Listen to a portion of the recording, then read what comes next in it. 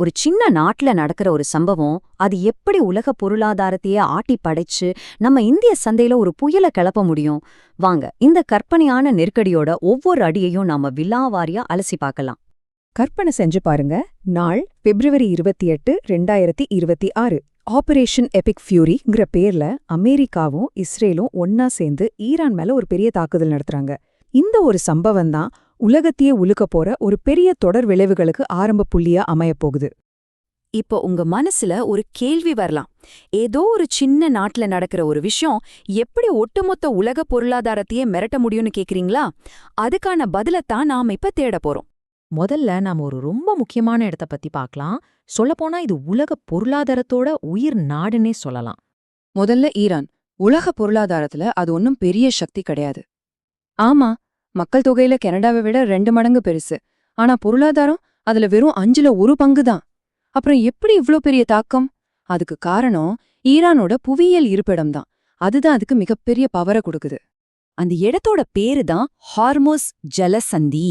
இது ஈரானுக்கும் ஐக்கிய அரபு எமிரேட்ஸுக்கும் நடுவுல இருக்கிற வெறும் 33 கிலோமீட்டர் அகலமான ஒரு சின்ன கடல் வழி. ஆனா பார்க்கத்தான் சின்னது. இந்த வழிதான் உலகத்தோட பெரும்பாலான எரிசக்தி சப்ளையே கண்ட்ரோல் பண்ணுது.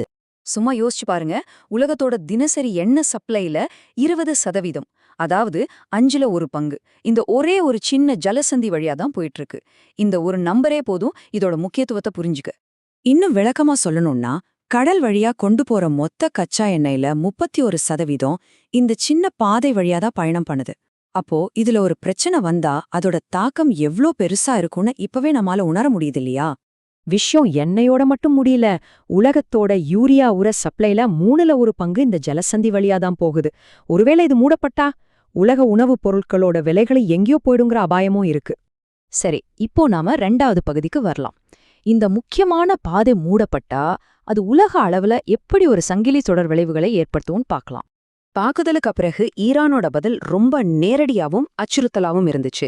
ஹார்மோஸ் ஜலசந்தி மூடப்படும், அதை தாண்டி வர நினைக்கிற எந்த கப்பலா இருந்தாலும் சரி கொளுத்தப்படும்.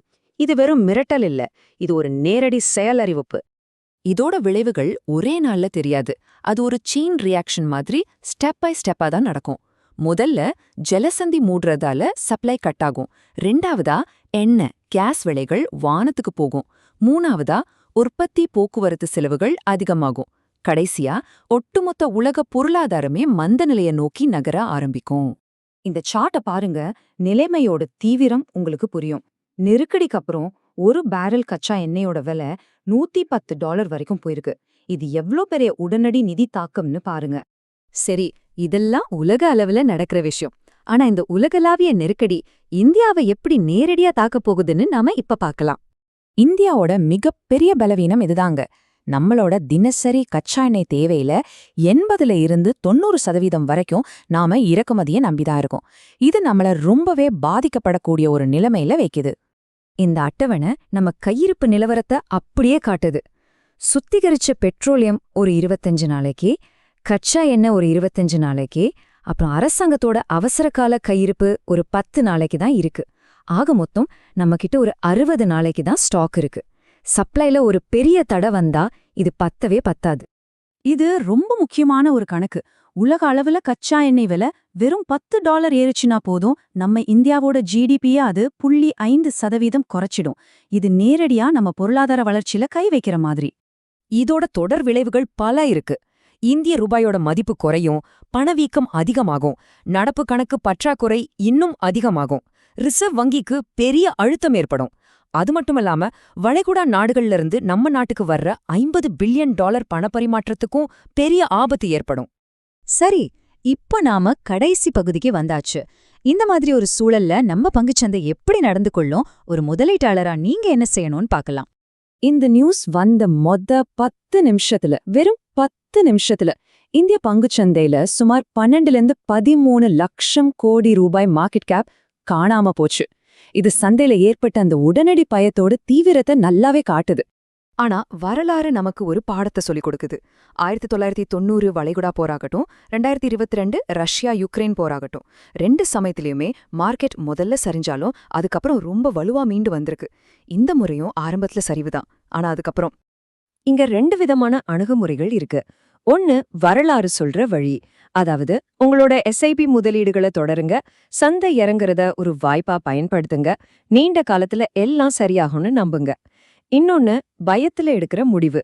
எல்லா முதலீட்டையும் நிறுத்திட்டு ஊக வணிகத்துல இறங்கி சந்தை எப்போ சரியாகும்னு கணிக்க முயற்சி பண்றது. அப்போ ஒரு புத்திசாலியான முதலீட்டாளர் என்ன செய்யணும்?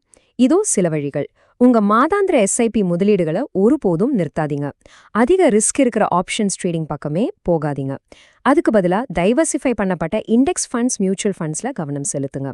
இப்படி பண்றது மூலமா சந்தை இறங்கும் போதும் நீங்க வாங்குவீங்க. அதனால நீண்ட காலத்துல உங்க முதலீட்டு செலவு குறையும். அதுதான் ரூபி காஸ்ட் ஆவரேஜிங். ஆக இதிலிருந்து நாம கத்துக்க வேண்டிய முக்கியமான பாடம் ஒண்ணுதான். சந்தைகள் ரொம்பவே நிலையற்றதாக இருக்கும். அதனால குறுகிய காலத்துல பணம் சம்பாதிக்கலான்னு மட்டும் நினைக்காதீங்க. பொறுமை ரொம்ப அவசியம். கடைசியா ஒரு கேள்வியோட இந்த ஆலோசனை முடிச்சுக்கலாம். இப்படி ஒன்னோட ஒன்ன பின்னி பிணைஞ்சிருக்கிற இந்த உலகத்துல எந்த ஒரு நெருக்கடியும் உண்மையிலேயே ஒரு குறிப்பிட்ட நாட்டுக்கு மட்டும் சொந்தமானதா இருக்க முடியுமா? யோசிச்சு பாருங்க.